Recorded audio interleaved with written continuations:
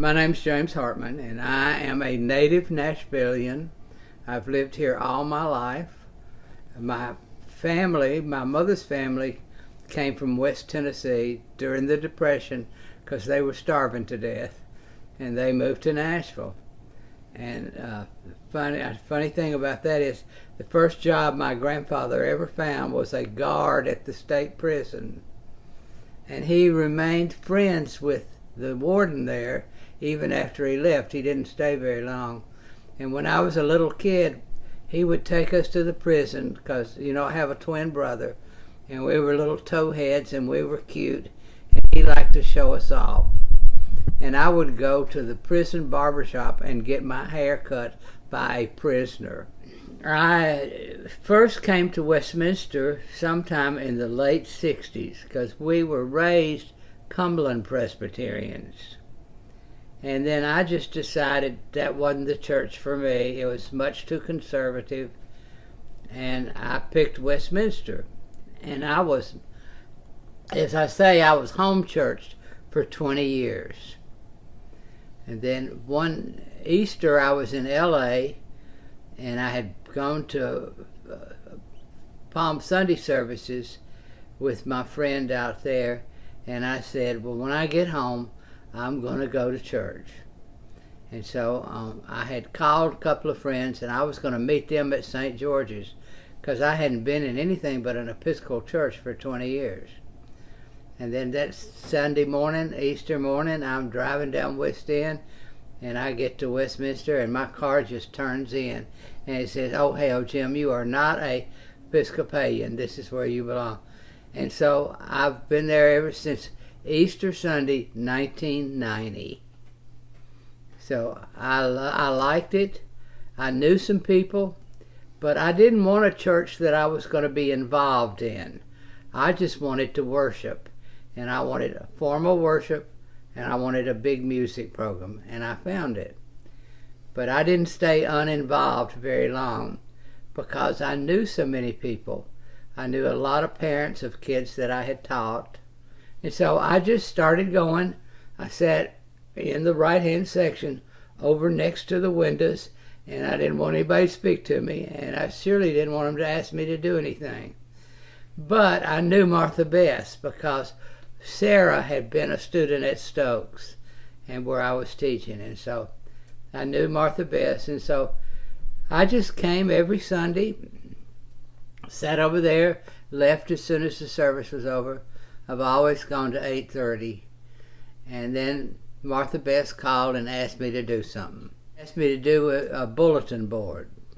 One day Frank Wade called and asked if he could come by, and I said, come on. And so he came by, and he was sitting right here, and he asked me if I would be an elder. And I said, well, I really have to think about this because I didn't expect this day to ever come for anybody to ask me to be an elder. And so I thought about it for a while, and I thought my mother would be so proud because she never thought I'd be an elder either. And so then I said yes, and then I started in, and I went to my first session meeting, and then as whoever was rolling off of being the clerk, we were leaving that Thursday night, and I was in the stairwell, and I was with KC, and KC said, Jim, why don't you be the clerk? And I said, oh, I have to think about this, because I really didn't know what it entailed. I said I would do it, and so then I found out it was more than I thought it was. I didn't realize the day they called me in and they wanted me to sign this financial document, and it was for a line of credit at the bank. And they needed the pastor's signature, and they needed mine as clerk of the session. And I said, well, this is $400,000, and I don't have $400,000. But I signed it, and so I found out being the clerk of session is more than just taking the minutes. But that's a big deal, is that the minutes of the session meetings are the only records that we have. And we have the session minutes that go back we have the session minutes for Moore Memorial and all of the Westminster. So one of the things I have enjoyed the most was reading the history of Westminster up through the 50s. Mm-hmm. I had that book, and I said, well, I'll read this. It'll take us several months to read this. And I started reading it one afternoon, and I read straight through. And my favorite story is during the integration of Nashville, there was a Sunday that there was the rumor going around that all the black people were going to go to all the white churches that Sunday. And the church that we had attended, they had assigned extra deacons to be ushers, and they had a plan, probably to lock the doors. But at Westminster, somebody said, I don't remember who the pastor was, but they said, what do we do if we have a lot of folks show up? And he said, you show them the best seat in this congregation. That just always brings tears to my eyes, because he knew what it was to be a Christian. And I think Westminster has always known what it was to be a Christian. Organized, we used to have an adult Bible study class, an adult Sunday school class that was Bible study. And so I was coordinating that. So when you're coordinating a class, that puts you on the adult education committee. And so whoever was chair of the adult education committee was rolling off, and Guy asked me to take it over. I was scared to death. I didn't know what I was going to do. And if it hadn't been for Guy, our success in adult education is all Guy's responsibility. And he did it all, and mostly by himself. So I served as the chair of the Adult Education Committee of the session for a couple of years, and then I was asked by Donovan to co-chair the Vision Committee with Betsy Hunt. Well, Betsy Hunt and I are really close, and that couldn't have been a better deal, and that was a big deal. I understand we're looking at that again, but that was a committee of 18 people. Now, 18 people is a lot of people on a committee, but the session appointed the members. Donovan picked me and Betsy to be the co-chairs. But the thing about that committee, the Lord had his hand on that. There wasn't anybody on that committee that was lazy. And there wasn't anybody on that committee that was dumb. Or, people that just like to hear themselves talk. Wonderful. We met every Wednesday night from August to April.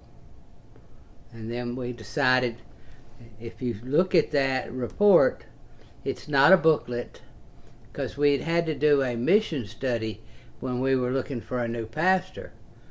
And so we didn't produce a document, we produced a sheet of paper. And it said, these are the things that we want to do. And if you sit down with it and with your red pencil and start checking off, you think, well, now that hadn't been that long ago, and look at, we've done them. And one of the things was to get people more involved. And if you look at how involved people are now, and even the new people, and that was another thing we needed to do, was work on the new people. We need to not only let them join, but, then teach them how to be involved. And that was another thing that I've done. I was chair from the session of new members for several years. And I loved doing that. I love meeting the new members, and I really love meeting the new young members, because that's the thing that we have to do. We have to make sure that young people if they join this church, they become a part of this church.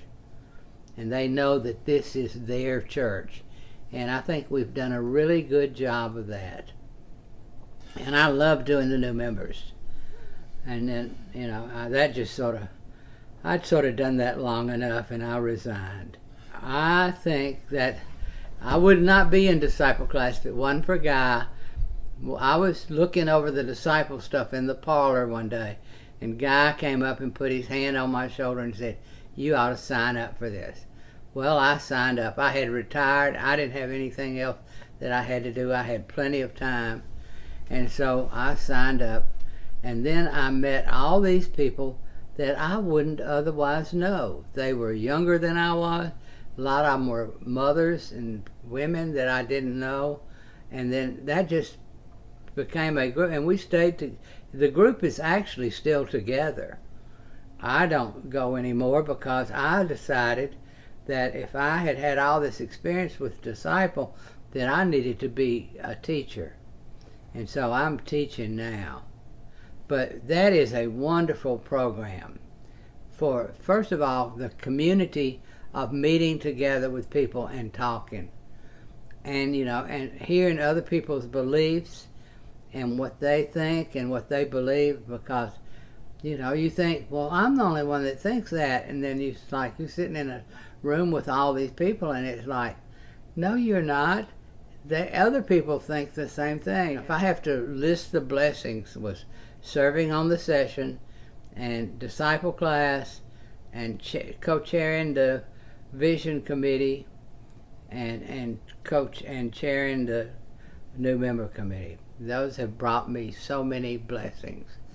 Because the thing about being the clerk of session was that I would have to advertise to the session if anybody wanted to present the babies to be baptized. And, I wasn't going to ask them but once, because, this is really Jesus asking you. And that's what you've signed up for. And so if nobody would volunteer, I would just do it. People say, now you remember Mr. Jim? He held you when you got baptized. And so that's a good memory for me. I've been on 3 choir trips, which were really fun to do. And one of them was just with the youth. And the youth were going on a trip by themselves, and they asked that I and somebody else be their chaperones. So that's always a compliment when youth asked you to be a part of it. And I really enjoyed that. They were trips of some places I had not been, and that was fun. And to hear your choir, I remember being in Magdeburg and them singing in German, and I'm just sitting there just bursting in with pleasure, thinking, this is my church that's over here doing this. So that's fun. I love that. The other thing is that then I got involved with the Westminster Home Connection early on. When we had the flood in 2010, and Westminster, I don't know if everybody knows this story, we had some members who were seriously affected, and the membership just descended on them and took home laundry to wash and bring back, and helped with tearing out drywall and carpet. And then when we got the the Presbyterian Disaster Assistant wanting to be a camp, then since I was clerk and Ben Sparks was the minister at the time, he said, well, you have to be on this, Jim.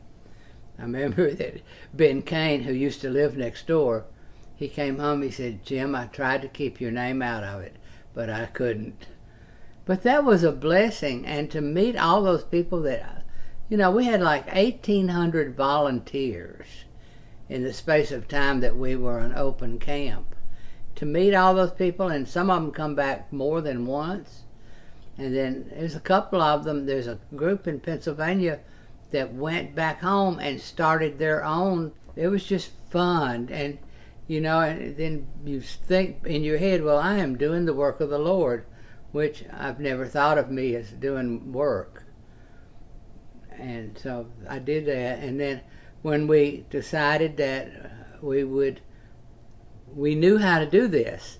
We couldn't just let this go away when the Presbyterian Disaster Assistance dissolved their camp here. And we met together as a group of people that had been involved and decided that we would continue to see what we could do to help people stay in their homes. When we started that, I just stayed on, and I was on the board for a number of years, and then I was chairman of the Board of Trustees for a number of years.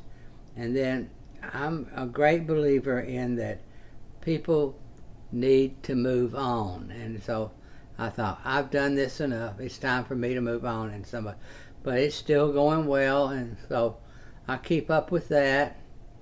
And we have really done well. And it's the work of the Lord. That's what I love. The Lord, if people will read, they don't have to read all the Bible, but if they'll read the last 5 chapters of Matthew, they'll see what the Lord was telling them to do. And that's one of the things the Lord was telling us to do, that we were supposed to help people that needed help. Well, I just think that Westminster has always been a church that was in the community. When you think we've built 27 habitat houses, and then we've started this ministry, and with the nation's ministry really came from a lot of Westminster people. And these were people who were new to the country, and they had been taken advantage of. You know, people trying to get their citizenship, and they would be asked to pay an enormous fee. And then, thanks to Chris Lovingood and him helping with the children, and then the program just that we would help people with their citizenship, and now then we would help people with when they have needs of household needs, and then you're involved now with helping them learn how to be good citizens and what they need to do and how to do it. And so that's what Westminster is. You reach out into your community because that's what Jesus told you to do. Just keep up with new citizens, immigrants who need to help finding their way in this big place, this big country. And and then I think we need to continue our assistance with Habitat. I don't know how long Habitat will still be building houses, and we certainly need to continue our work with the Westminster Home Connection of trying to help elderly people and folks without financial means stay in their homes. So we need to constantly, as a congregation, be looking to where Jesus sends us. I don't want Westminster to ever change. I want it to be a congregation that is looking ahead to what the Lord has asked them to do. And always be ready to invest in that, and not only in money, but in time and work. And because that's where I want to go to church.